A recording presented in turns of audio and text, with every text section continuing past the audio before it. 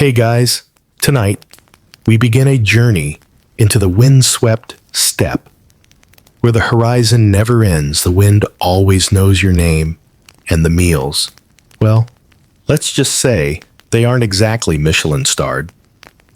You're about to wake up in a felt-walled yurt somewhere in 13th century Mongolia, and your breakfast will stare you right in the taste buds.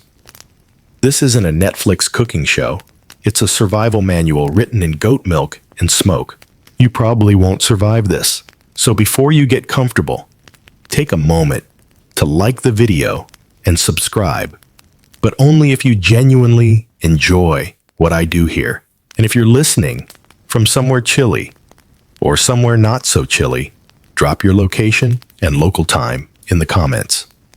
I love knowing who's out there across the map. Now dim the lights, maybe turn on a fan for that soft background hum, and let's ease into tonight's journey together. Your eyes open to breath clouds in the dawn air. Inside the yurt, it's warmer than outside, but only just. You're wrapped in layers of wool and hide the ceiling above you dark with soot from years of smoke curling off the central hearth. The fire's embers still whisper from the night before. Someone, probably the old grandmother, pokes them back to life with a horn-handled rod, and the yurt fills slowly with the scent of burning dung. That's breakfast ambiance Mongol edition. Before you can protest or even locate your boots, you're handed a shallow bowl. Inside sutate sai, or salty milk tea. It's made from goat's milk water and a chunk of rock salt that's been shaved down over the years like some culinary fossil. It's hot, it's comforting, it's salty. A lot saltier than tea should be, you think. But in a place where water freezes before it finishes pouring, this briny warmth is what keeps fingers from going stiff. Outside, frost clings to tufts of grass and to the wool of the huddled sheep. Your first job of the day is to help gather fresh dung patties from the ground, nature's oddly effective briquettes. You learn quickly to flick them with a stick, not your hands, unless you want to spend the next hour with crusty fingers. Some are still steaming. That's how fresh they are. Back at the yurt, the old man, your host, whose weathered face folds like cured leather, tosses a few patties onto the fire. They sizzle and hiss, but soon offer that mellow, woody heat you'll come to depend on. You sip more tea. Someone hands you a handful of yesterday's dried goat meat, strung up near the ceiling overnight like jerky in a wind tunnel. It's tough. You chew like your life depends on it, because in this world, it kind of does. Here's a strange fact. The Mongols believed that food prepared by fire must always be respected. Burning it, wasting it, or sneezing into the pot. That's how you get bad luck and sick horses. Historians still argue whether these taboos were religious cultural or just really good excuses to keep everyone hygienic in a land without hand sanitizer. The tea keeps coming. Always tea. It's more milk than leaf, more salt than sweet. It coats your tongue in a way that makes you both thirsty and strangely satisfied. The kettle it comes from is thick with age enamel flaking off the rim, and it hangs just above the hearth on a soot-blackened hook. There's no hurry to the morning. Life out here doesn't run on the sun, it runs on the animals. When the sheep stir, you stir. When the horses stamp their hooves, it's time to ride. But for now, the silence is loud, and your belly is warmed not by pancakes or eggs, but by salted dairy and meat cut so lean it whispers when you bite it. A quick aside, Mongol kids drank this tea by the age of 2. That's right, no baby formula here. Just get on board with the brine and you're good to go. You watch as a toddler waddles past, holding a cup half her size, spilling most of it down her fur coat without a care. Then someone throws a handful of stones into the fire. Wait, what? They're round, smooth, blackened stones that sit in the coals like smug little dragons. You don't know it yet, but those rocks are about to play a vital role in your culinary crash course. But that's later. For now, it's time to slip into your boots, stuffed with sheep wool for warmth, and step out into the wide white emptiness. The cold hits you like a wall, the kind of cold that makes your nose hairs freeze. But the sky is unspeakably blue, like someone overexposed heaven. You squint at the horizon and try to imagine where breakfast ends and lunch begins. The truth is, it doesn't. Food is continuous here. A nibble of cheese, a hunk of meat, a swig of tea meals are a flowing rhythm, not a fixed time. You mount a shaggy pony and ride out with the others. The hooves thud against frozen earth. You bounce more than glide the saddle, little more than leather padding atop raw horse spine. No reins. Mongols guide their horses with their knees and whistle like birds when they need a turn. You try to imitate it and nearly steer into a bush. By midday, your stomach rumbles again. But don't worry, there's plenty more where that cheese came from if your jaw survives it. Your lips are still tingling from the cold when you return to the yurt and notice something curious. The stones that were tossed into the fire earlier are now being scooped out with a pair of bone tongs. They glow a faint red at the core, the kind of heat that dares your fingers to come closer. But you're not meant to touch them. You're meant to eat because of them. This is the beginning of what your host calls a Butterstone ritual. It's not really a ritual in the incense and prayer sense. It's more like a deeply ingrained culinary habit, one that dates back centuries, possibly further. A wide metal bowl is pulled from a wooden chest, and in it, goat butter. But this isn't the smooth, creamy yellow stuff you're thinking of. No, this is dense, waxy, and smells complex, like goat grass and thyme. The hot stones are dropped right into the bowl. Sizzle. Pop. Steam rises with the unmistakable scent of caramelized fat and seared mineral. A whiff of something ancient. You watch as the stones dance, crack the butter, and send little eruptions of grease around the bowl like tiny geysers. The old man stirs them with a stick carved from deer antler, not because it works better, but because it's the only stick that's never failed him. That's the kind of reasoning that builds Mongol cuisine tradition, backed by results, not measurements. You dip a torn scrap of flatbread into the melted fat. It's chewy. It's rich. It's hotter than the sun. You try to hide your reaction, but the grandmother sees you and chuckles into her sleeve. She's been burning her tongue on this since Kublai Khan was a toddler. Historians still argue whether this Butterstone method came from necessity or superstition. Some claim it's simply a portable stovetop hack. Others believe the stones were believed to hold spirits and cooking with them kept bad omens away. Either way, you're eating it, and you'll eat it again. What's fascinating is that nothing, absolutely nothing, is wasted. The stones once cooled are scraped clean and stored for next time.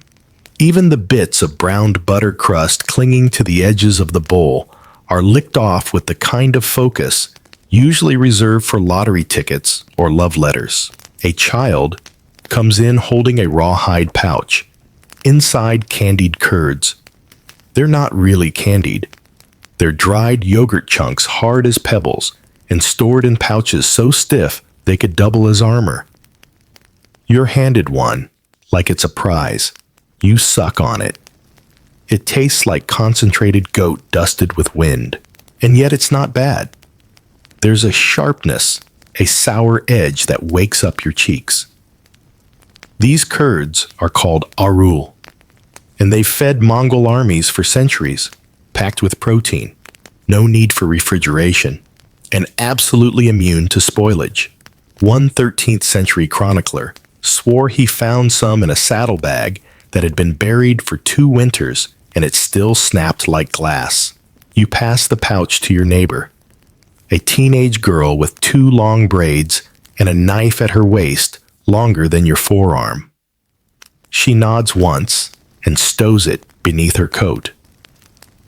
That's how food is shared here, not passed with fanfare, but passed because survival demands generosity.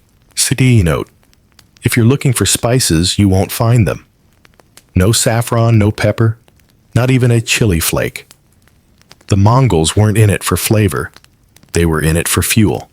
You ask about garlic once and receive only a raised eyebrow and a question about whether your horse is sick. Garlic, it turns out, is more medicine than seasoning here. And yet, despite the lack of spice, the food feels alive. The butter dances on your tongue like a campfire story. The curds crack against your molars like distant hooves. Everything has a texture, a resistance. You can feel each meal working to keep you awake, warm, moving. While you rest your legs, an elder sharpens a blade. Not for hunting, he's going to use it to carve thin strips of fat to dry for later. The knife has no handle, just cloth wound around the tang-stained black from years of use. He doesn't speak. He just hums a song you don't know, and the fat curls like paper as he slices it. Outside the yurt, you hear the soft shushing of felt boots across snow. A dog barks once, then silence. The wind returns, brushing the side of the tent like a giant's breath. You sip more tea. You begin to understand why it never stops. Why there's always a pot heating, always a bowl within reach. It's not just about hydration or warmth. It's about anchoring yourself in a place where the horizon is always too far to chase. A place where food is less about indulgence and more about rhythm. Daily cycles. The unspoken beat of the land, and then someone lifts a stone from the bowl one that's cooled just enough and rubs it gently on the top of your hand. You flinch, but it's not scalding. It's warm, buttery, smooth. A blessing, they say, to warm the blood, to soften the joints. Whether it's real or placebo doesn't matter. It's Mongol wisdom, passed from one cracked palm to the next. Later, you'll rub one yourself when your fingers go stiff from the ride. You'll remember the warmth, the smell of goat butter and firewood, and you'll feel, if only for a second, like maybe you belong here. The ride today takes you farther out beyond the herding grounds you'd seen the day before.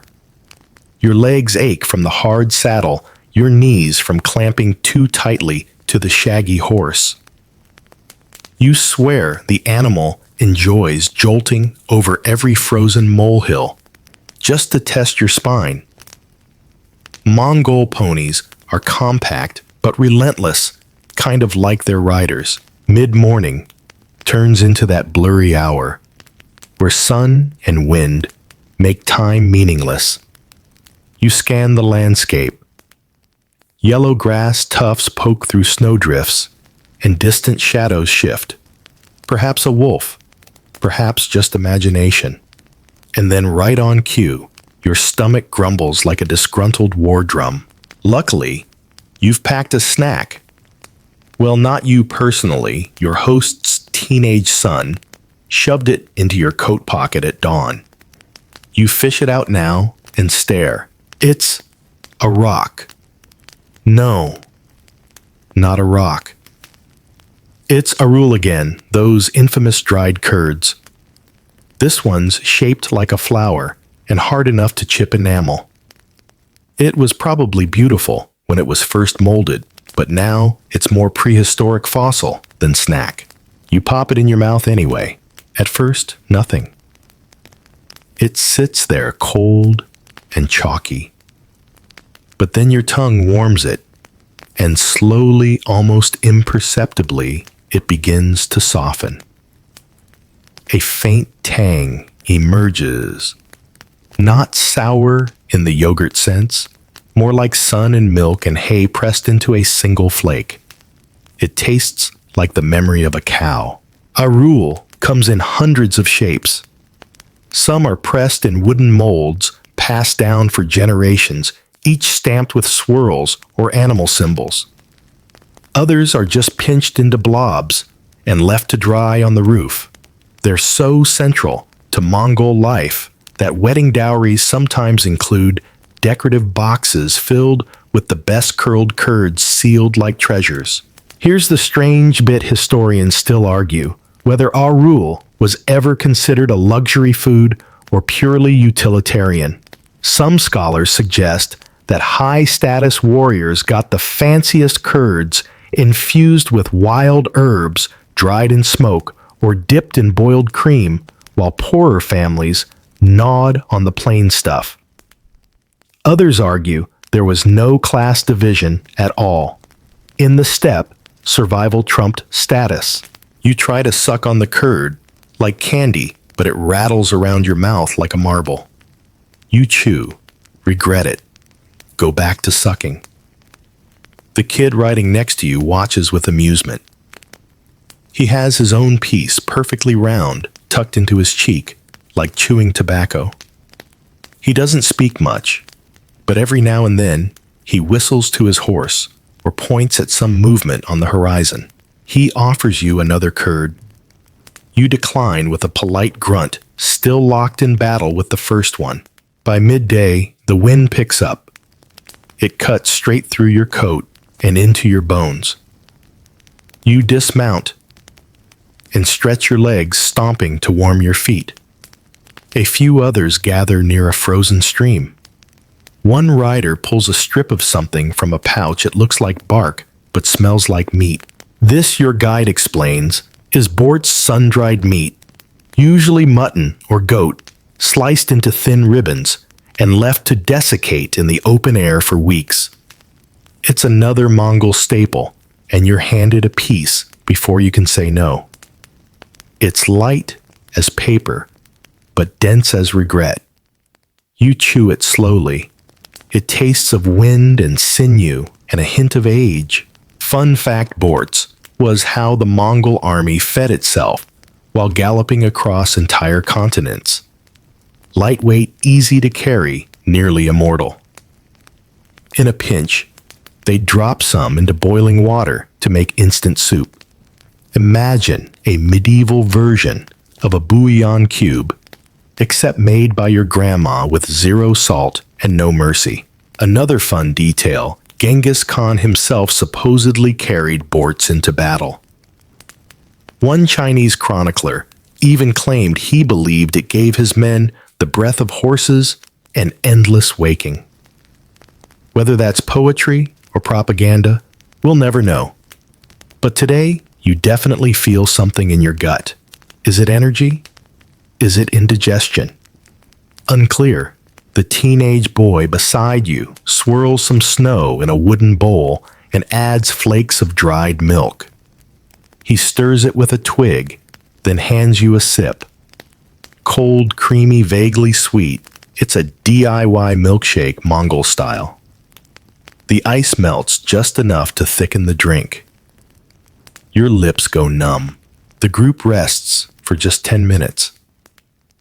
No lunch break. No sitting. Food is eaten while standing, while riding, while scanning the hills. You realize that meals here aren't events, they're interruptions. A few bites while reins are looped over a wrist. A sip of snow-thinned milk while hooves stamp beside you. The concept of 3 square meals means nothing on the steppe. You eat when you can. You stop when you must. The rest of the time, your body hums with motion and muscle memory. Someone pulls a string of dried entrails from a pouch. You look away, hoping it's not for you. It's not for now. The horses snort. The riders remount. You shove the last of your now soggy curd into your mouth and pretend it's dessert. The wind chases your cloak. The sky begins to dim, and you ride on stomach filled with milk muscle and mystery. Somewhere far behind you, the yurt's chimney smoke still curls into the sky, and you wonder what warm thing, however salty, might be waiting by the fire tonight. You return to camp long after the sun has dipped beneath the wide Mongolian horizon. The yurt glows faintly with the amber breath of a rekindled hearth. It welcomes you not with the scent of stew or roast, not exactly, but with something far subtler. Boiled mutton, stripped of herbs, devoid of salt, and unapologetically plain. You duck inside. The flap swings shut behind you, sealing the chill outside. The fire is low but steady. Everyone sits close, knees folded, backs curved like old spoons. In the center of the room, an iron pot over smoldering dung coals. It hisses with promise. You remove your coat and settle onto a woolen cushion, stiff with age and patterned in colors that might once have been bold reds or browns. A wooden ladle dips into the pot. What emerges isn't what your spice-loving heart hoped for. There are no onions, no garlic, just chunks of meat on the bone, bubbling in cloudy broth. It smells clean, meaty, a little fatty. You brace yourself. Now here's the trick with Mongol boiled meat. It's not seasoned, but it's respected. Eating is an act of balance between body nature and animal spirit. Salt, they believe, would mask the true flavor. And you know what? They're kind of right. The mutton tastes rich, gamey, and primal. It's chewy, too, like it's testing whether you've earned your place at the table. Your bowl is made of horn, polished to a dull sheen, and your spoon is carved from bone. There are no plates. Everyone shares from the pot. The eldest eats first, carving the meat with the blade that hangs around his neck. Then he nods to you. It's your turn. You fumble a little with the knife. It's curved awkwardly, meant more for slicing than stabbing, and the meat is slippery. The grandmother leans over and shows you how to grip the bone and pull. A strip peels away. She grins. You grin back. A younger girl chews slowly next to you, her face unreadable. She's sucking on something not meat. It's a sheep knuckle, and she's using it like a candy, rolling it with her tongue, cleaning every ridge. Later she'll dry it, and maybe her brother will use it as a toy or a dice in a knucklebone game. That's right, food becomes play here. After all, when a sheep feeds you, clothes you, and fuels your stove, it also entertains your children. Resourcefulness isn't a choice, it's law. The pot simmers again, and someone stirs it. A few bones clink loudly. The marrow is the prize. When offered a hollow bone, you're expected to suck out the insides. If you fail, it means you're either timid, spoiled, or from a land where soup comes in cans. You raise the bone to your lips and inhale, and immediately cough. A tiny river of fatty marrow shoots to the back of your throat like a lukewarm lava slide. Your eyes water. Everyone pretends not to notice, which is far worse than if they laughed. You nod solemnly as though it was an emotional moment. Historians still argue whether Mongol meat dishes were shaped more by scarcity or preference. Some point out that spices were available via trade routes. Even nutmeg traveled the Silk Road. But Mongols didn't use them much. Why? Maybe because simplicity was sacred. Maybe because food wasn't meant to impress. It was meant to function, to honor the animal, to preserve harmony between humans and the land. Someone pours tea again. This time, it's been lightly boiled with animal fat, just enough to make it cloudy. It coats your throat like warm broth. You slurp unashamed. That's how they do it here. Loud equals gratitude. And then, oh no, it's your turn to handle the tail fat. Here's the deal, Mongols. Prize the fat from the tail of the fat-tailed sheep. It's gelatinous, pale, and jiggly. Looks like soap. Feels like dough. Tastes like, well, you'll see. You cut a cube, drop it in your bowl, and let it melt a little in the heat. It starts to soften like butter, but without any of butter's charm. You press it against your teeth. It's rich. Almost too rich. The kind of richness that doesn't taste like food, it tastes like fuel. Like something an ox would run on. You smile politely and chew as fast as humanly possible. A child watches you with approval. You've passed a test, and yet something strange happens. As the meal winds down and the pot settles into silence, your body feels different. Warmer. Heavier, but not unpleasantly so. Like you've been wrapped in something ancient. Nourished not just with calories, but with memory. That's what this is, really. Mongol cuisine isn't about indulgence, it's about inheritance. About learning to draw life from the plainest things: milk, meat, wind, stone, fire. As you lean back, belly full of unsalted broth and sheep fat, the yurt breathes with the sound of sleep. No one rushes to clean. The bones will be dealt with tomorrow. For now, the pot stays near the coals. The fire murmurs like an old friend, and you, curled under a scratchy felt blanket, stare at the smoke curling into the roof beams and wonder, will tomorrow bring cheese again? Yes, always. Dawn returns, as it always does, on the step without warning, without apology. A line of orange bruises the eastern sky and stretches itself lazily across the grasslands like a sleepy cat. You blink against the cold and sit up in the yurt, your breath already visible. And then you smell it. It's smoky, meaty, strangely fragrant. Not like spices, those are still an endangered concept out here, but more like concentrated comfort. Your stomach, still recovering from last night's mutton marathon, growls with suspicion.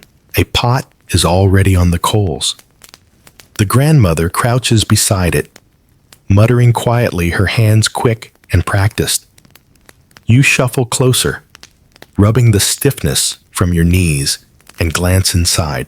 It's bubbling, not violently but steadily. And in the bubbling fat, more specifically, tail fat, again. This time it's joined by bits of meat bones and something pale and wobbly that might be skin cartilage unclear. You sit back. A hand claps your shoulder. It's the old man. He gestures toward a side basket filled with what looks like fat logs. You realize, with a jolt, they're rolled sections of sheep's tail, each one coiled like a cinnamon bun that gave up on happiness. He slices one open, and steam escapes with a hiss. It's soft on the inside, almost pudding-like, and there's a faint nutty aroma that surprises you. He offers you a piece. You hesitate. He raises an eyebrow. You eat it. And well, it's not bad. It's unlike anything your taste buds are trained for. Creamy, rich, and oddly clean. You were expecting something heavier, more greasy. But this is efficient. This is ancient energy. In fact, Mongol herders consider tail fat a vital energy source, especially during winter. It burns slow digests, smooth, and keeps your internal fire stoked long after the horses have outrun the cold. Historians still debate the specific breed of sheep that made this diet so central. Was it the Gobi fat tail that brought prestige, or the more adaptable Altai strain? Some sources suggest that warriors would even carry tail fat tucked in skin pouches for emergency meals. Imagine battlefield rations, but creamy and floppy. And here's where it gets fun. After the fat is cooked and carved, the tailbone is cleaned, polished, and sometimes used as a musical instrument. A sort of flute, if you hollow it correctly. You're shown one, and it makes a sound like a bird halfway through a nap. Apparently, kids learn to play them before they learn to walk straight. You're still chewing when someone else hands you a strip of dried intestines, hollowed and twisted. It looks like rope, but smells like yesterday's stew. This is the next course, though you didn't know meals here came in courses. The sheep's tail never lies, someone once said. That might be poetic, or it might just be a warning. You glance down at the last piece of fat on your plate. It jiggles at you. Now there's etiquette here. Mongol meals are governed by an unwritten set of rules. You must eat what's given. You must never reject food by pushing it away. That's considered a grave insult. If you're full, you place your hand over your bowl and say you are satisfied. You've learned this already, and you'll use that trick soon. Just one more bite. Just one more chew. You sip your salty milk tea again to cleanse your palate. If cheese and milk are the day's background music, then this broth and tail are the drums. Heavy, steady, persistent. The teenager from yesterday walks in and pulls out a dried gut, stuffed with some kind of meal, like a sausage casing, but crinkly and sun-cured. You'll find out what's in that soon enough. But right now, you're still wrestling with the jelly fat texture slowly evaporating on your tongue. A lull settles in the yurt. Steam rises lazily from the pot.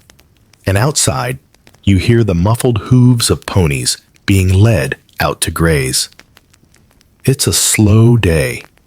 No long ride. Just repair work. Maybe a visit from a neighboring family. Someone chuckles softly. The old man holds up a sheep tailbone, balancing it on his forehead. It stays. Everyone claps. You try the same. Yours rolls off and clinks loudly on the floor. Laughter echoes. It's warm. You're blushing. But deep inside, you realize something. This strange, rich, ancient food isn't just nourishment. It's storytelling. It's identity. Every strip of fat, every curl of dried milk, it says, we were here. We endured. So you lean back against the yurt's felt wall, stomach full again, and eyes heavy. You're learning not just to eat like a Mongol herder, but to think like one. Out here, there are no wasted calories and no wasted gestures. Today, your duties are light. The horses are off grazing in the southern fields. The goats are quiet, and even the wind seems to have taken a nap.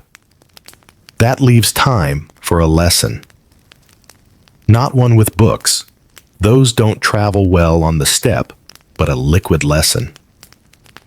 A frothy, suspiciously bubbly one. You've been summoned to the skin bag.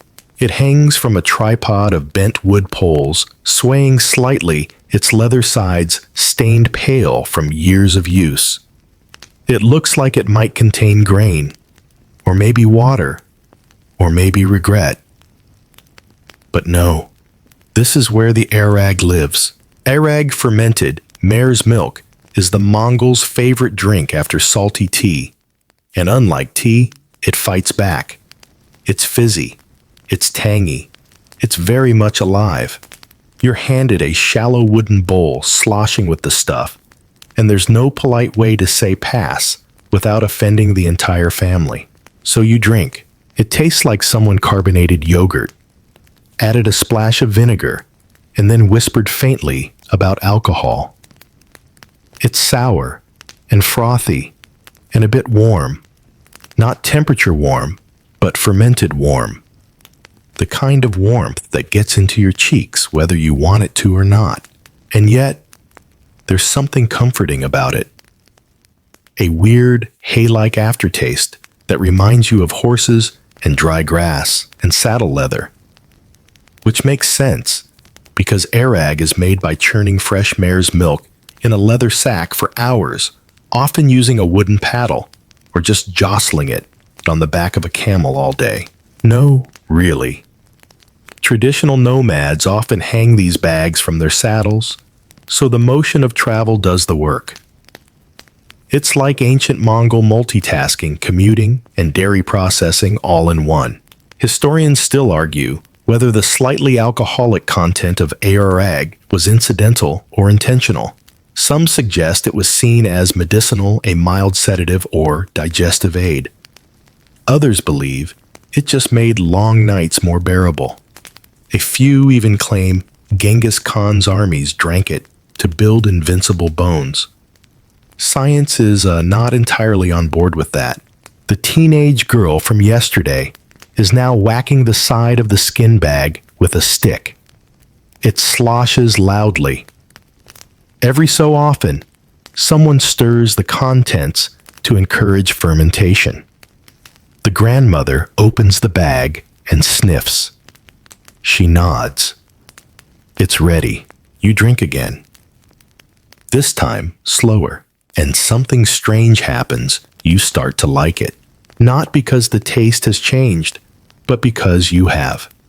Your tongue is learning a new dialect. One made of sour notes and dairy sighs. You begin to taste the story in it, the mare's journey, the sun that warmed her, the grass she grazed on. Suddenly, you understand why this drink is offered at celebrations, at funerals, and to unexpected guests. You've officially crossed the line. You're becoming one of them, at least where your gut is concerned.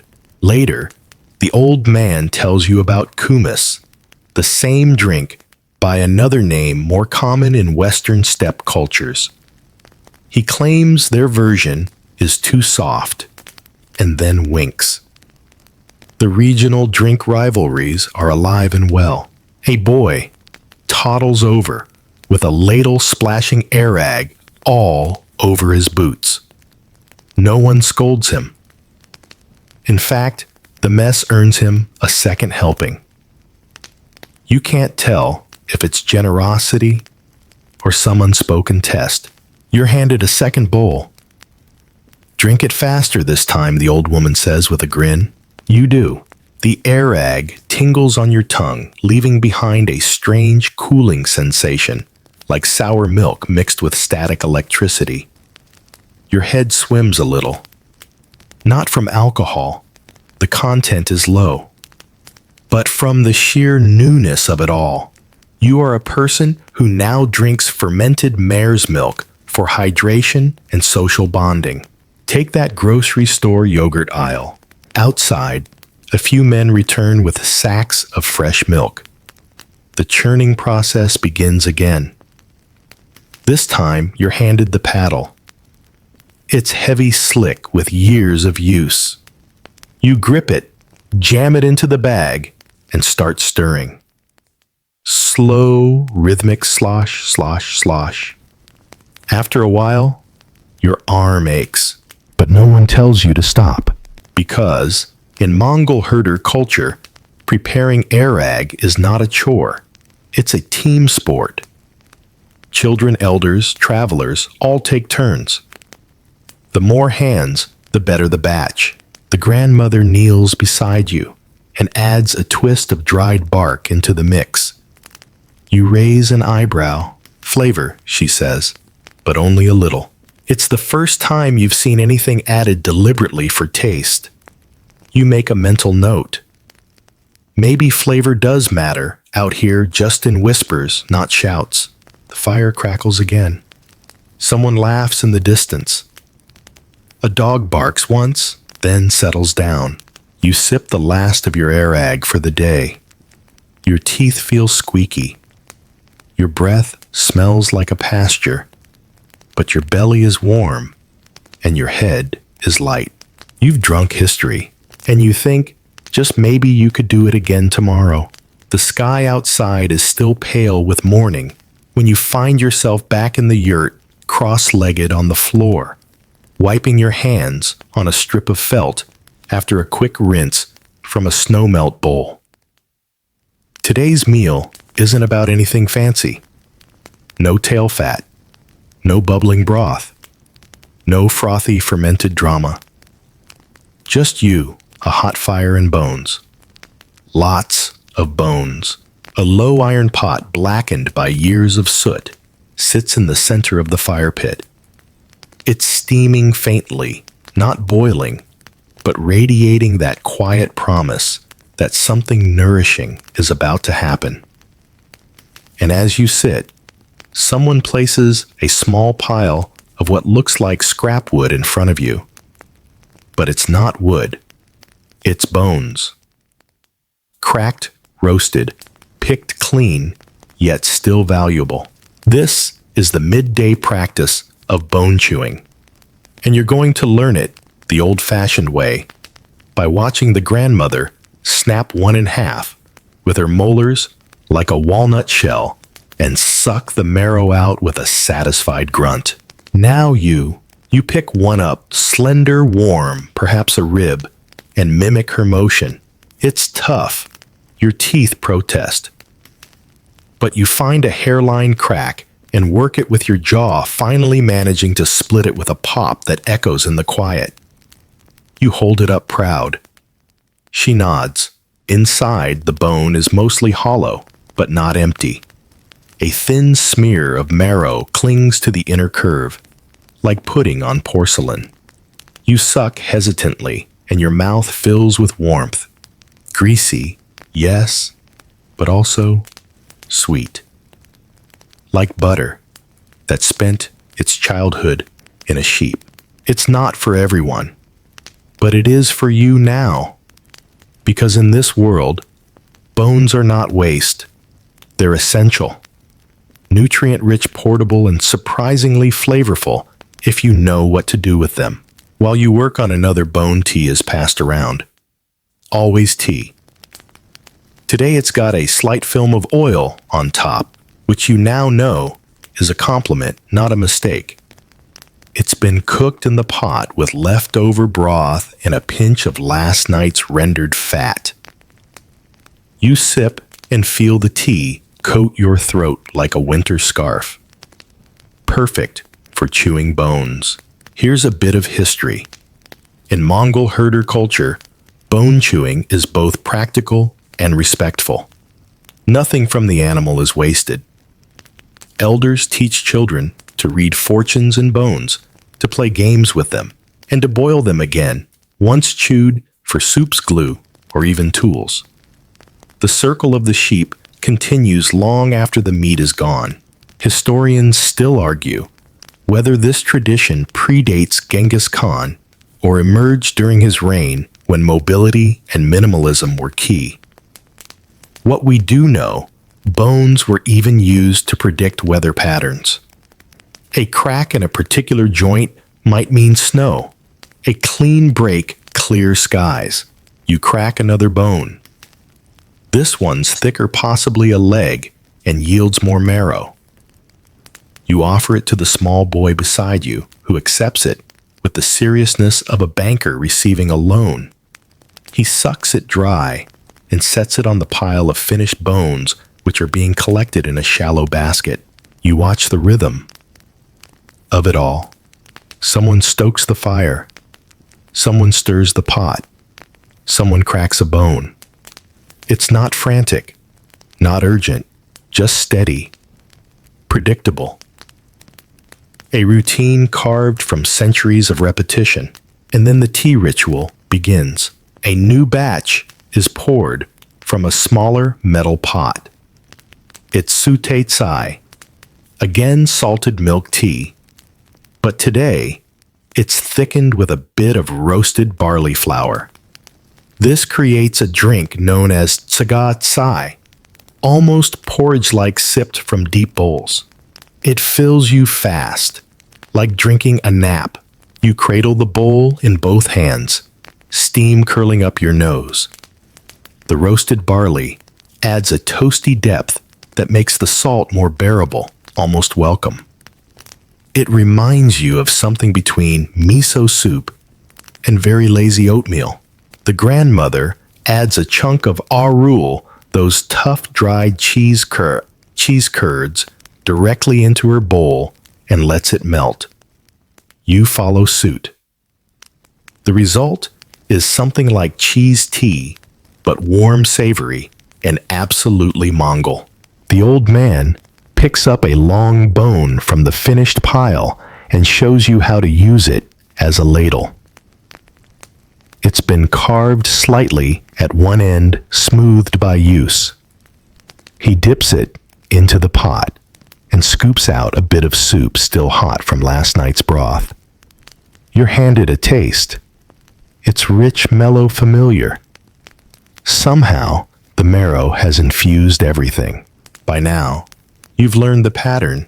Food isn't just for the body. It's a meditation. You chew, sip, crack, slurp.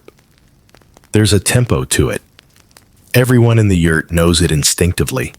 Even the dogs outside curled in a pile seem to understand when it's time to beg for a scrap or just let the humans be. And that's when you notice something.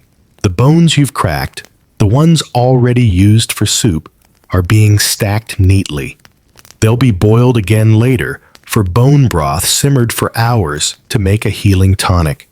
You'll drink it tonight, and it will taste like memory, like steam and stone and survival. No waste, no rush, just the slow, rhythmic nourishment of a people who learned long ago that even bones carry warmth. You lick the last smear of marrow from your finger and lean back, eyes half closed, feeling your jaw ache, but your stomach hum. Midday has passed, and your body quietly is grateful. The yurt fills with shadows as the sun slides behind a distant ridge. It's not dark yet, but the light turns golden and lazy, stretching across the felt walls in soft streaks. You've spent the afternoon mending a torn saddle strap, your fingers stiff with cold and effort. Now, the evening meal begins to stir into motion, and with it, a hierarchy you hadn't quite noticed until now. You sit quietly by the hearth legs, tucked beneath you, watching as pieces of meat are laid out in a specific order on a low wooden table.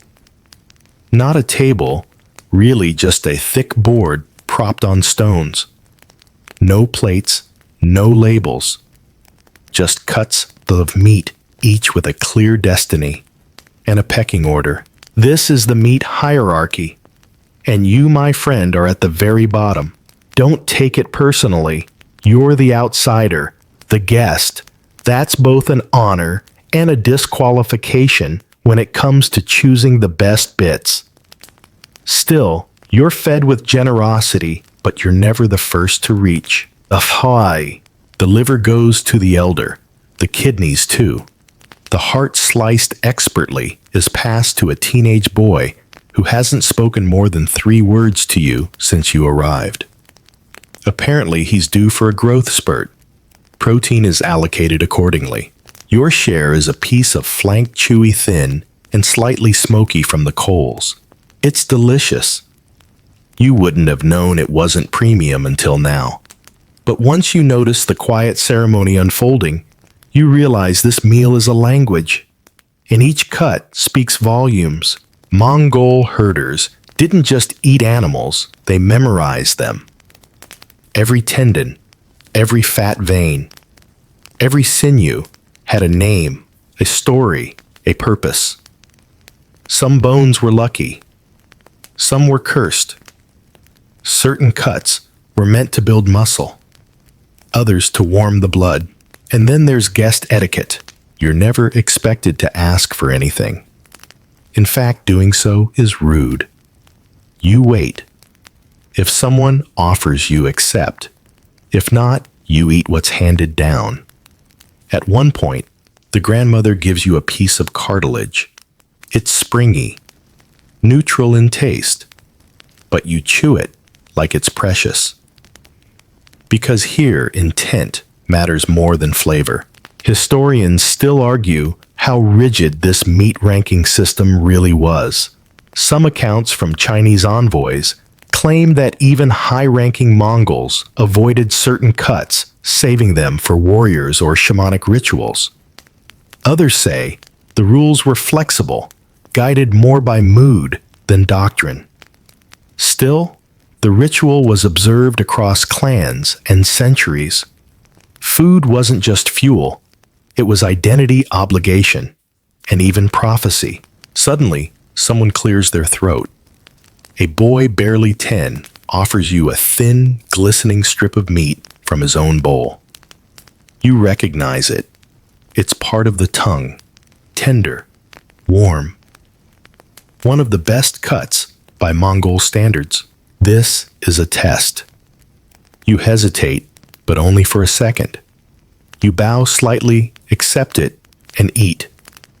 It's soft, silky, and oddly emotional. The boy beams. You've just been promoted. Socially, not culinarily. You're also starting to notice something else, how food moves in circles. A piece is passed, another is refused. Someone takes a bite, then offers the rest.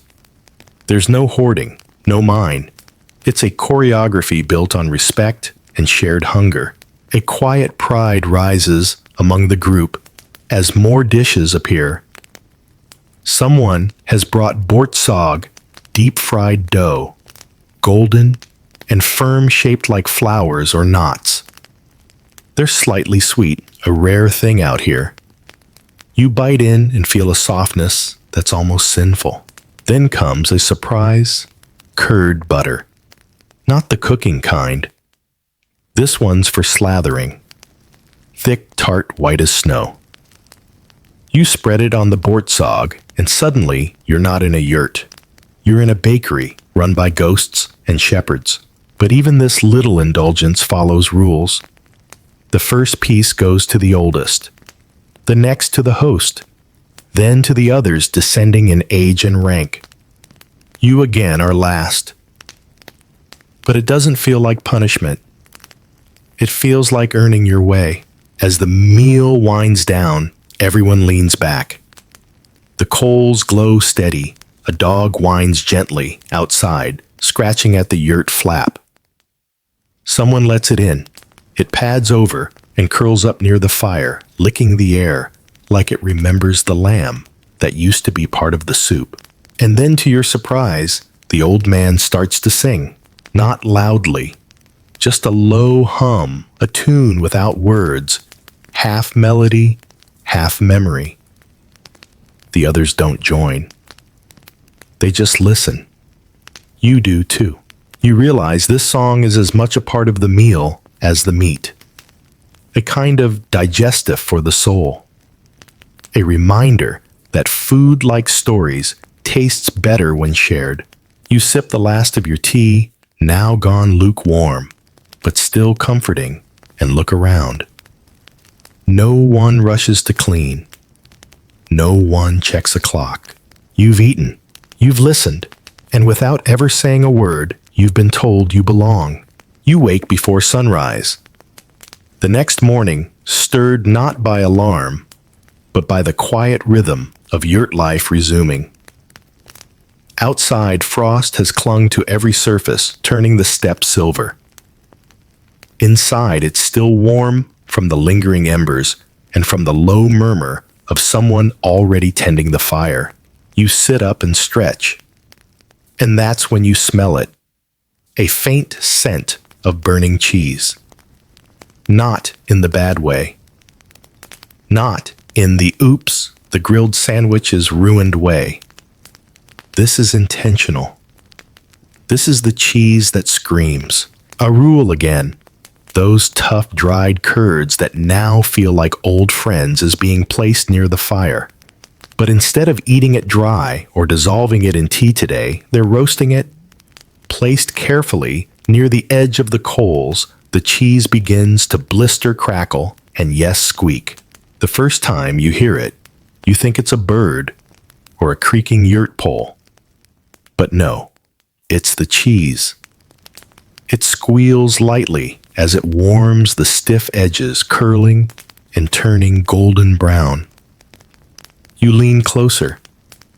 It smells nutty, slightly sour, and incredibly comforting. You're handed a piece. It's hot, slightly charred at the corner, still tough at the center. You bite, and your teeth sink into something new. The texture is chewy, but yielding, and the flavor is amplified like yogurt that took a long, smoky journey through the mountains before arriving on your tongue. The old woman grins. It's alive now, she says. You nod, like you understand, which you only sort of do.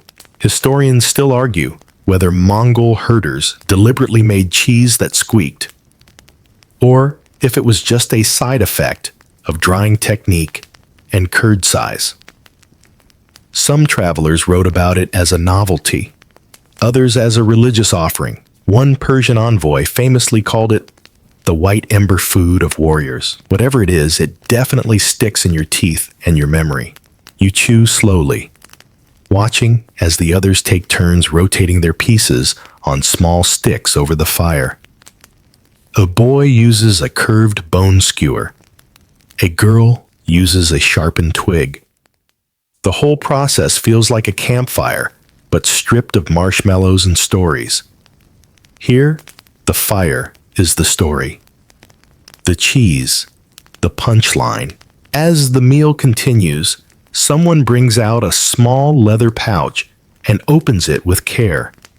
Inside are tiny cheese marbles, round balls of hard, aged curd, so dense they thud against the wooden bowl like stones.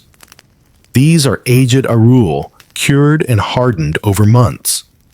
You're given one. Don't chew, they say. Just suck. You pop it in your mouth and feel its surface roughen your tongue. It's sharp, almost lemony, and it takes a long time to soften. But it lasts. Mongol children are known to nurse a single cheese ball for hours while out riding. It's like a snack and a pacifier in one. And there's something else. These cheeses do. They preserve memory. You learn that many families mold their arul with special carving symbols passed down across generations. Swirls for wind, triangles for herds, dots for distant rivers. A bride might bring a box of arul molded with her family's mark. A widow might keep one from her husband's last winter. These are not just snacks. They're edible genealogy. The yurt's interior is quiet again, warm from bodies and tea and memory. You glance around and realize the meal is done, not because someone cleared the table, but because the food stopped circulating. People lean back, stretch, sip. A small girl with one braid starts humming to herself, her voice echoing softly off the felt walls. And then someone says, "Time to move." Wait, what? Apparently it's moving day. Not in a frantic urban way, but in the Mongol nomadic rhythm pack shift settle. The animals need better grass. The weather is changing. The signs are clear. So begins the gentle chaos. The cheese is the first thing packed. Carefully wrapped in thick felt and tied with rope, it's loaded into a sack along with dried meat, curd, butter, and 2 small stones from the fire. Not for cooking, for luck. The screaming cheese, now silent, is cooled and stored. Some pieces are gifted to a neighboring rider who drops by with news of a stray horse. You're handed a bowl of sautéed sai. You're last in this camp, apparently. You sip, and it tastes familiar now. Salt and milk, tea and smoke. Warmth, not flavor. And then with surprising speed, the yurt is being dismantled. Someone coils rope. Someone folds felt. The hearth is extinguished with a scoop of snow. The fire hisses once, then dies. It's quiet again. You realize, without panic, but with deep certainty, that you are now traveling with a kitchen you can't see. The fire is in your memory. The cheese is in your pack. The stories are already on your tongue. You mount your horse. The horizon yawns ahead, and as your jaw works slowly over the last curd ball, you feel it squeak faintly between your teeth. Still alive after all. The new camp is set by mid-afternoon further south, near a slope where spring grasses are rumored to arrive early. You help unpack the felt rolls and reassemble the yurt. There's a rhythm to it now, embedded in your hands. You hammer pegs with bone mallets, stretch hide lash rope, and suddenly, there it is again. A home rebuilt in hours. A fire rekindled, a life reset, and with it, hunger returns deep and dull like an ember beneath ash. But you already know there will be no feast. Not tonight. Tonight is for the firewood dilemma. The grasses are still frozen. The shrubs too brittle. There are no trees for miles. So what's burning in the hearth? You already know the answer. Dung. Sun-dried patties carefully stacked and protected from the snow. You're starting to appreciate the quiet genius of it, how herders follow herds not just for meat and milk, but for fuel. And how nothing that exits a sheep ever truly leaves the story. Still, you miss the scent of wood smoke. You try not to show it. Dinner tonight is simple, stone-boiled soup. The rocks are back the same black ones that hissed and danced in butter days ago. They're now being reheated directly in the fire, then dropped one by one into a leather pouch, filled with water, meat scraps, and a few dry herbs. It's the closest you've seen to spice here. You gather dung for the fire and art in itself. Not all patties are equal. The fresher ones smoke too much. The brittle ones burn too fast. You learn to test them by weight, crack, and color. You become, without trying, a connoisseur of combustion. Meanwhile, the soup simmers not on a stove, but from the inside out. Each rock adds heat and minerals. You wonder how many generations used these same stones, how many dinners they've helped cook, how many hands they've scorched. Historians still argue whether stone boiling was born from innovation or necessity. Some say it dates back to prehistoric Asia. Others that it was a nomadic adaptation to the absence of metal pots. What's clear is that it works, and that it tastes of something deeper than ingredients. You sip the soup. It's earthy. It's oily. It's rocky. A tiny chip of mineral clicks against your teeth. You don't mind. It's just seasoning of a very prehistoric kind. A few stray onion-like stalks float in the broth. Not onion exactly wild alliums foraged earlier that day. A rare burst of sharpness against the deep, meaty backdrop. The boy beside you grins. He tosses a rock between his palms, warming them like a camp trick. You realize the stones hold not just heat, but history. Smooth from centuries of being passed, dropped, and boiled, they're as much utensils as they are ingredients. The grandmother hands you a piece of root dried and gnarled. You sniff it, earthy, bitter, slightly peppery. She adds it to the soup with a nod. You don't ask what it is, you just let it steep. And then comes the salt block. A small chunk is passed around, carved from a large slab stored in oilskin. It's pink, veined with quartz and licked slightly at one edge. You're handed a knife and shown how to shave off exactly one curl. No more. Salt is precious, traded, prized, shared only in slices. You add your shaving to your bowl and stir. It melts slowly, thickening the broth and bringing out the taste of marrow and fat. You sip again, and there it is. Balance. Not flavor exactly, but completion. Like a chord resolving. Here's a curious thing. Mongol trade routes stretched far beyond what most people imagine. Salt from Siberia. Tea from China. Even a rare dash of river ice from Highland brooks, kept in felt-wrapped chests, used to cool tea for noble guests. You won't be seeing that today, but the stories ripple through camp like old songs. You listen to them now stories of a salt caravan that vanished in a blizzard, of a stone found with a perfect hole that boiled water twice as fast, of a pot that cracked the night a comet passed, never used again. No one questions these stories. They're not meant to be fact-checked. They're meant to be kept warm. Dinner ends slowly, each sip longer than the last. The fire cracks. You place another dung patty on the embers and watch it smolder, trying to guess its origin. Goat, cow, camel. Hard to say. The nose knows, and yours is improving. The rocks are rinsed in snowmelt and laid out to cool. Tomorrow, they'll be wrapped in leather and packed again, ready to boil another meal.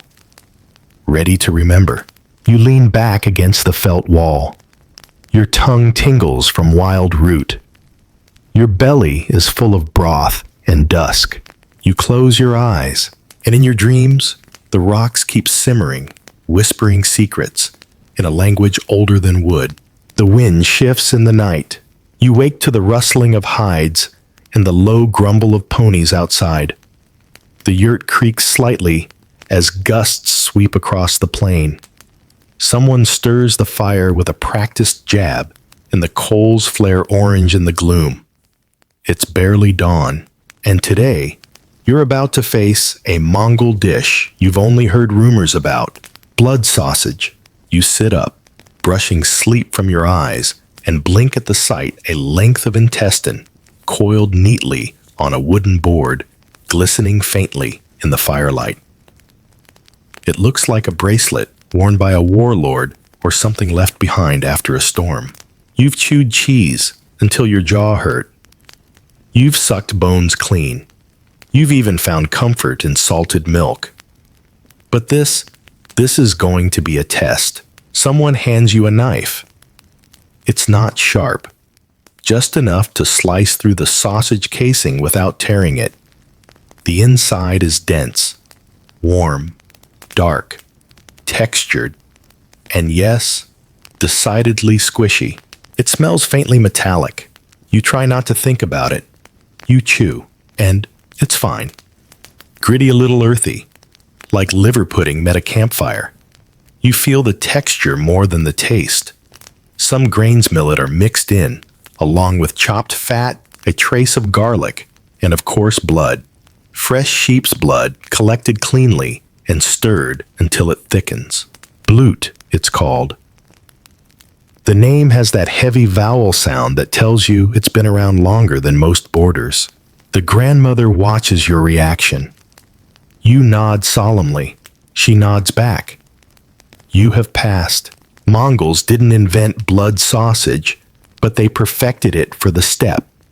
The mix varies sometimes. They use rice, sometimes crushed bones, but always within a narrow range of what's available. Blood is precious. It must be used quickly. There's no waste. Nothing refrigerated. Everything has to serve two purposes: nutrition and longevity. Historians still argue whether the inclusion of blood was ritualistic or simply practical. Some ancient sources describe ceremonial uses, offering the first cut to the spirits or smearing it on tools for luck. Others insist it was just efficient butchery. Either way, it became a staple for the winter months. You ask how it's cooked. The answer is refreshingly medieval, boiled in the stomach lining of the same sheep it came from, then grilled lightly over coals. Sometimes it bursts, in which case it becomes dog food. You're warned never to complain if yours leaks. Just eat around it. Smile. The boy next to you eats his without flinching. He even dips it into his tea. You're not that brave yet. Someone chuckles behind you.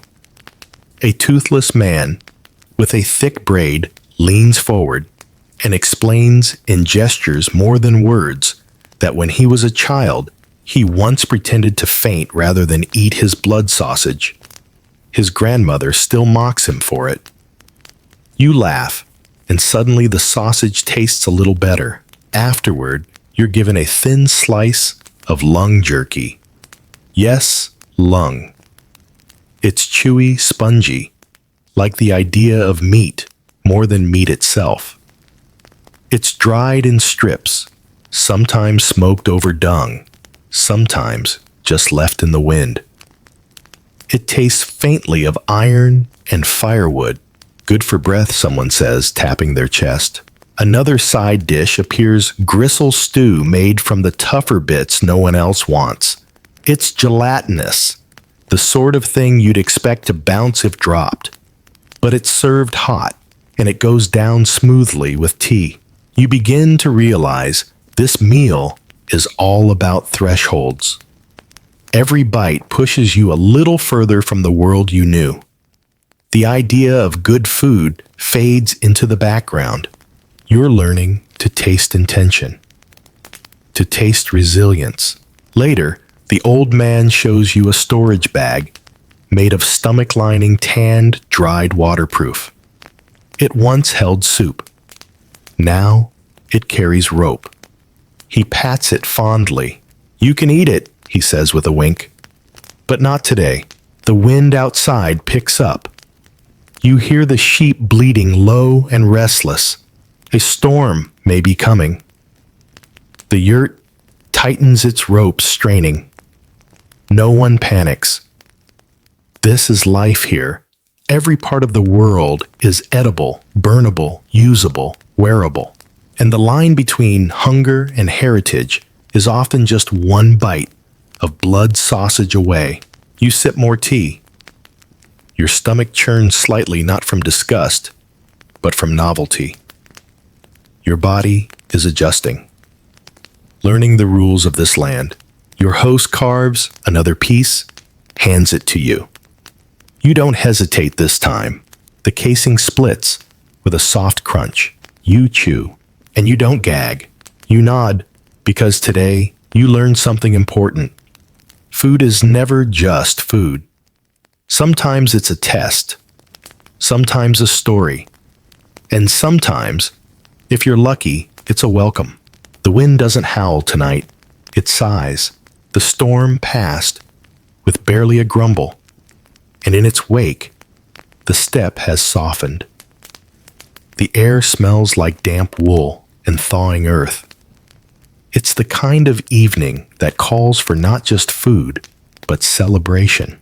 Tonight, You're invited to something rare, a feast. Not the grand banquet you might imagine in a palace. No rows of gold plates or musicians in powdered wigs.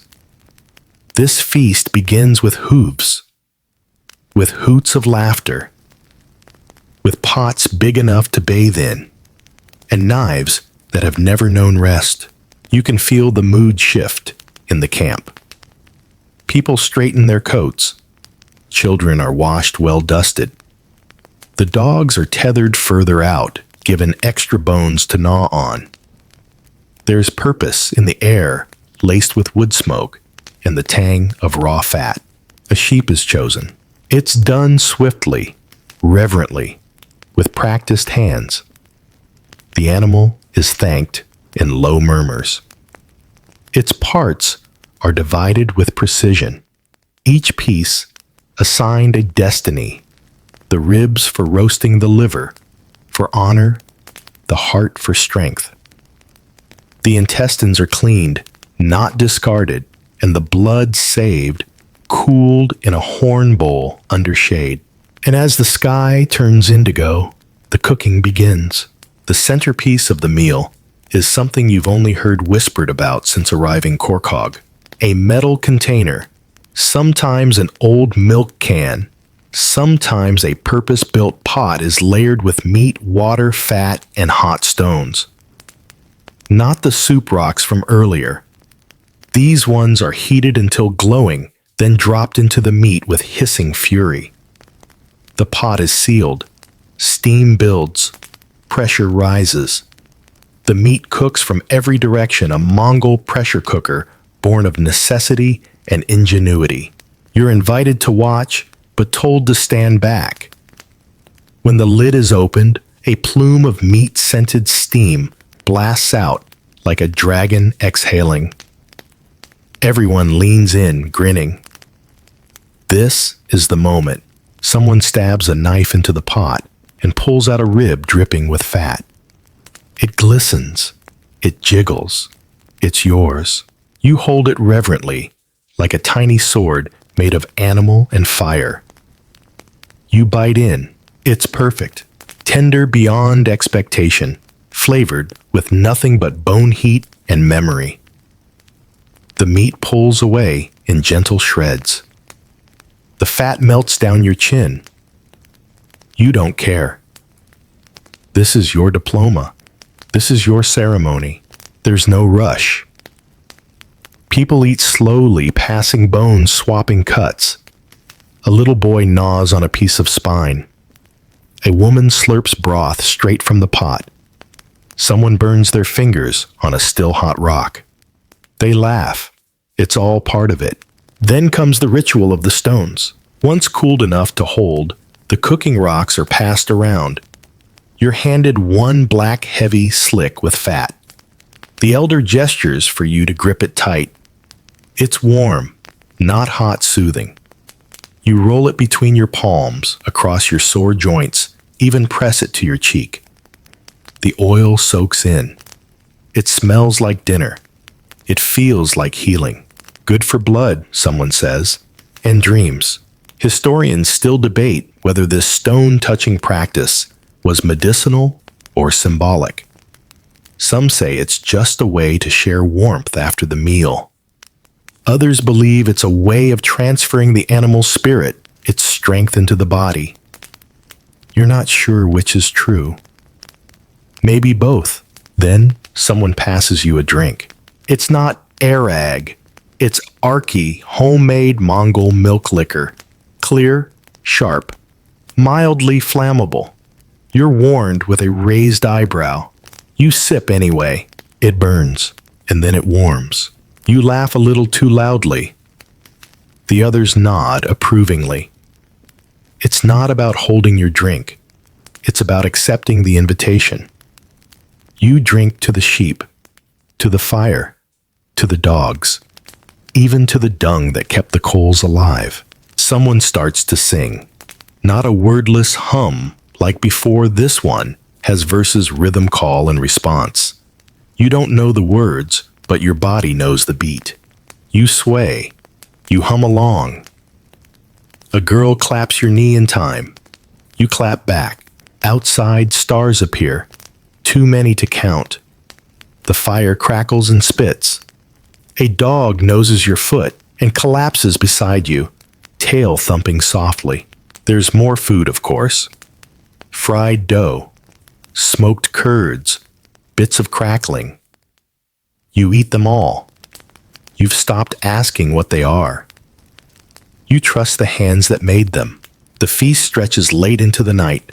Eventually, bellies full, and bones scattered, the group quiets. People lean on each other. The old man lays back, hat tilted over his eyes.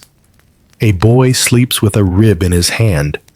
You stare into the coals and feel the fire still dancing in your throat, in your fingertips, in the place behind your eyes where memories form. You've eaten like a herder. You've laughed like a local. You've feasted on a tradition older than most cities. And now, you understand the feast wasn't for you. It was with you. The feast may be over, but its traces remain in the ash that smudges your sleeves, in the marrow warmth still pulsing through your limbs, and in the silence that settles when everyone else finally sleeps. You're up early the next day, not by choice, but by routine. Your body now follows the yurt's rhythm, the livestock's schedule, the subtle cues of dawn cracking over the vast grass sea. You stretch your shoulders, still sore from yesterday's dancing. You can still feel where the hot rock sat in your palm. You're hungry, not ravenous, not desperate, just quietly ready. And what's waiting isn't meat or tea or even cheese. It's the leftovers. You watch as the grandmother lifts a hide flap, covering a shallow dugout beside the fire, a cold cache where the remnants of the feast have been stored overnight. Not buried, just nestled in earth and shade. Inside are bones, bits of liver, thin strips of cork hog fat wrapped in coarse cloth. Some still steam faintly when unwrapped. You recognize them. You survived them. These aren't scraps. They're intentional. Out here, leftovers aren't second tier. They're the continuation of a relationship. What fed you yesterday must continue feeding you today. In many cases, it tastes better after a night of rest. You're handed a shallow bowl. Inside a few ribs, some hardened rice that clings together like a fossil, and a chunk of reheated fat that now smells like smoke and milk and late-night laughter. You chew slowly. It's different. Chewier.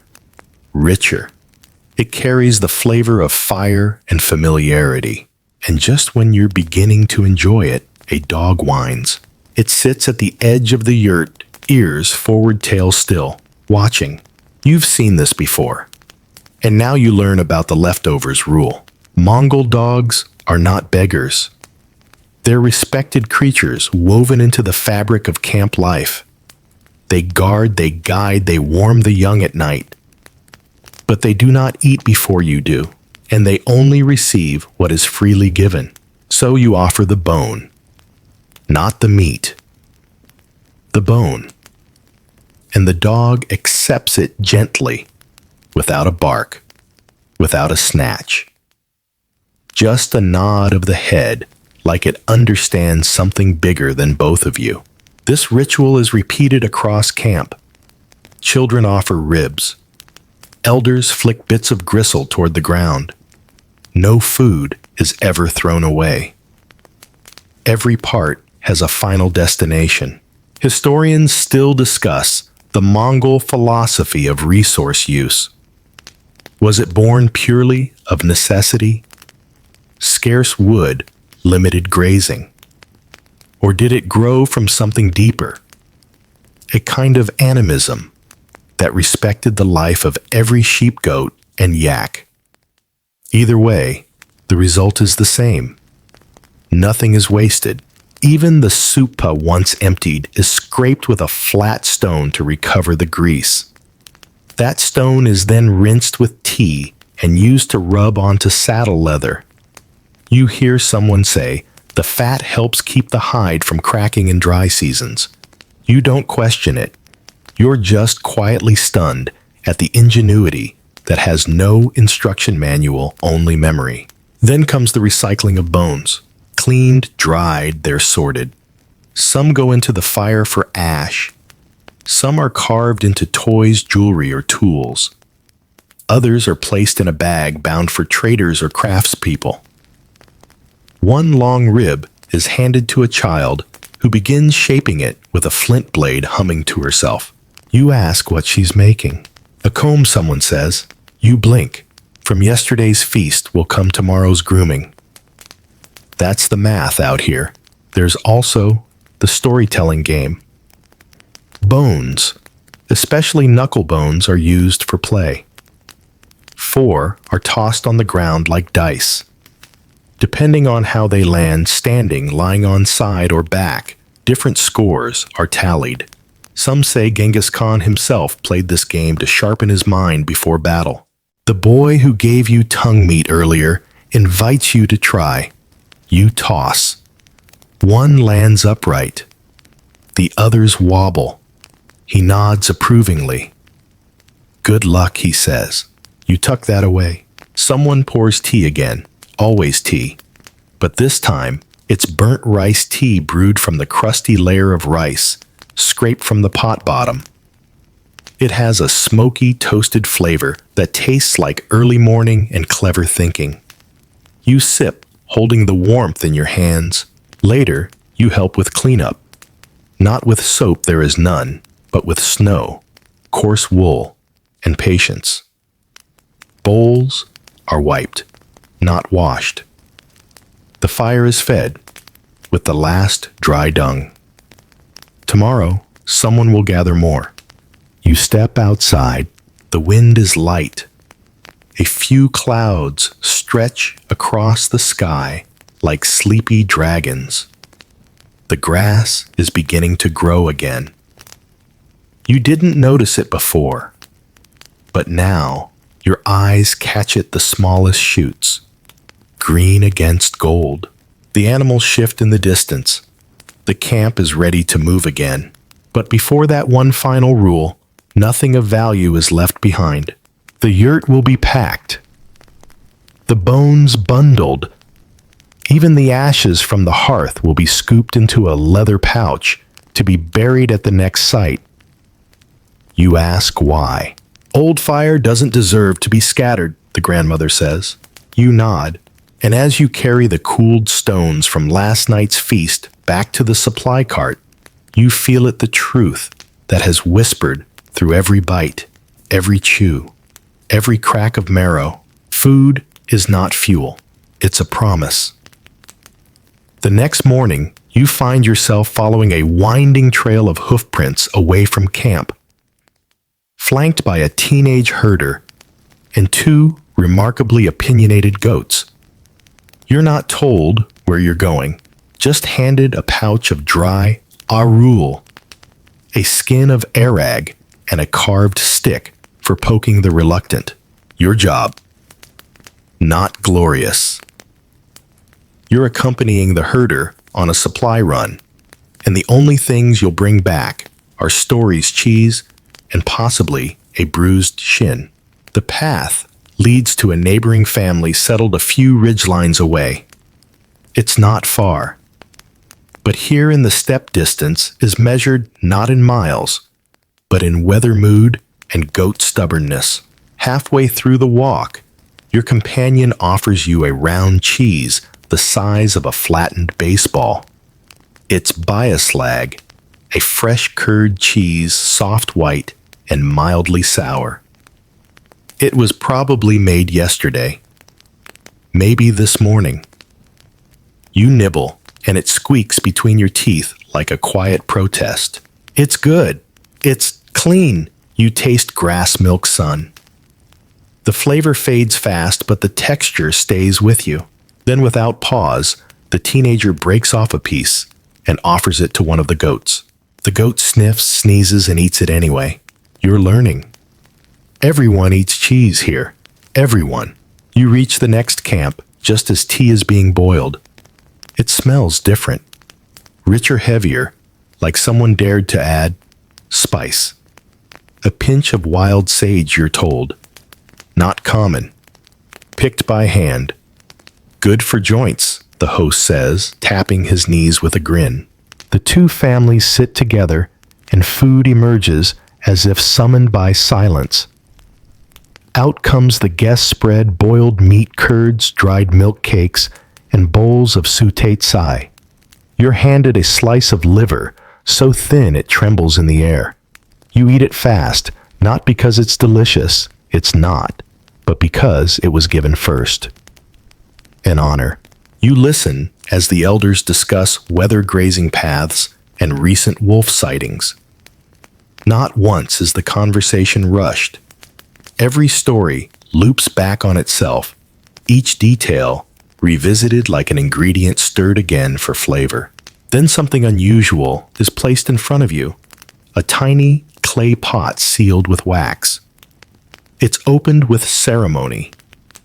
Inside is a soft cheese soaked in animal fat preserved from the previous autumn. It smells potent, like sweat time and ambition. You try it. It coats your tongue, melts, explodes. Your eyes water. The host nods solemnly. Only made once a year. You feel like you've just licked the calendar. Historians still puzzle over how Mongol communities preserved dairy through harsh seasons. Techniques varied: sun-drying wind, aging fat sealing, and sometimes burying. Some scholars believe these methods are prehistoric. Others argue they came from Chinese or Persian influence. Either way, they've survived because they work. You sip more tea. The Arag follows. One drink soothes, one awakens. Then comes the real surprise. Your host brings out a leather-bound book, hand-copied by his grandfather. No paper. The pages are thin sheets of cured hide etched with stories, food records, and recipes, not measurements, but memories. This, he says, is how we remember what we taste. You're allowed to hold it. The pages crackle. One illustration shows a cow with wind symbols carved on its flank.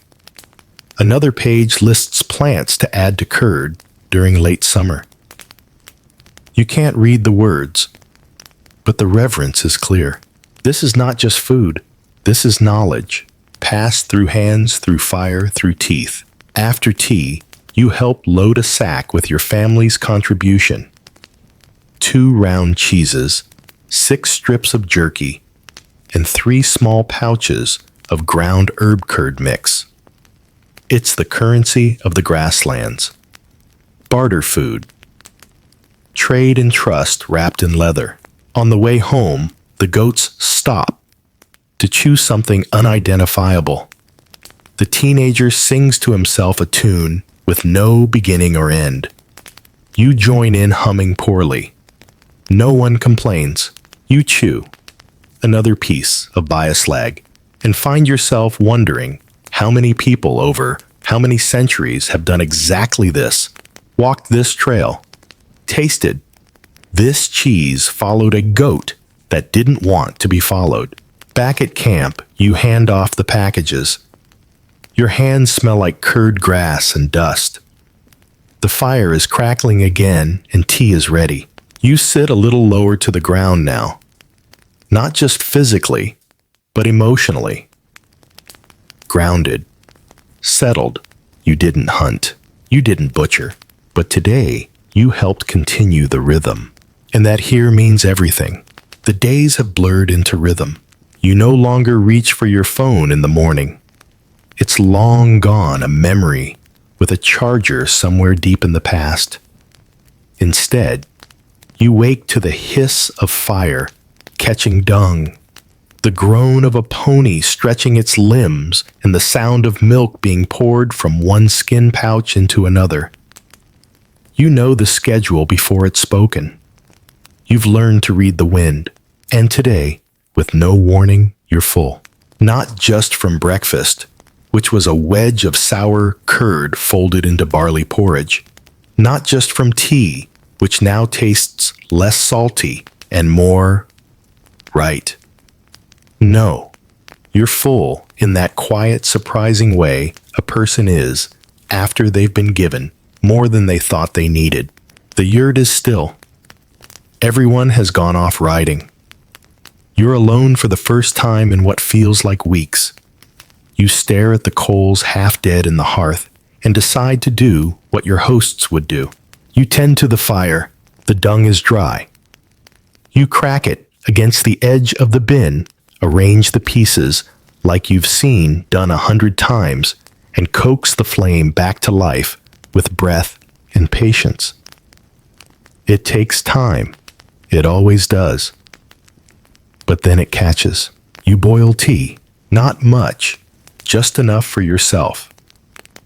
You ladle the milk slowly. Add the salt sparingly and let it simmer until steam curls up like a sigh. You don't hurry. The process is the point. You pour yourself a bowl and hold it between your hands. It smells like morning. Then you open the food sack. Inside dried meat cheese, a few chunks of bone. You chew them slowly. Each bite reminds you of something, each sound a memory. Our rule of riding with the boy who never smiled until he did. Tail fat of that night by the fire when you burned your tongue and didn't care. Corcog of the feast where your hands smelled like smoke and grease and family. You feel all of it now, even the stone. Cold by the hearth still radiates some quiet warmth. You remember its weight in your hands, the soft feel of fat rubbed into your skin. You reach out and press it to your palm again, just once. Historians still debate how long outsiders could stay in a Mongol camp before they were no longer outsiders. A week, a season, a generation. There are no rules, no paperwork, just the slow, invisible process of being folded into a pattern so ancient that it no longer announces itself. And here's what you've realized. Food was never separate from anything. Not from travel, not from family, not even from the horses. When the goats refused to eat, the old woman changed her own dinner. Said the land was imbalanced. When the sky turned red, they burned milk-soaked twigs just in case. When someone died, they buried a stone from their last fire, because food, not flowers, marked a life here. You chew on a strip of dried lung and don't even flinch. You belong now. Not because you speak the language you don't. Not because you ride well, you absolutely don't. But because your hands remember the motion stirring, scraping, shaving, salt, sipping tea without flinching. You'll leave soon. That was always understood.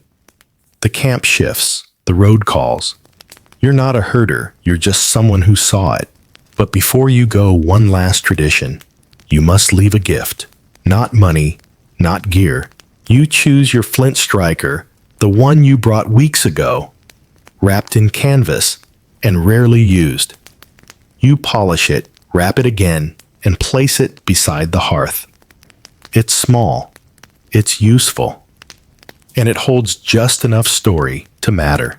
You step outside. The air smells like thaw. The ponies are grazing near the ridge. Someone sings faintly in the distance. You don't need to say goodbye. You've already eaten it. And now, as you lie down, far from the step, far from the smoke, and stones and salted tea, close your eyes.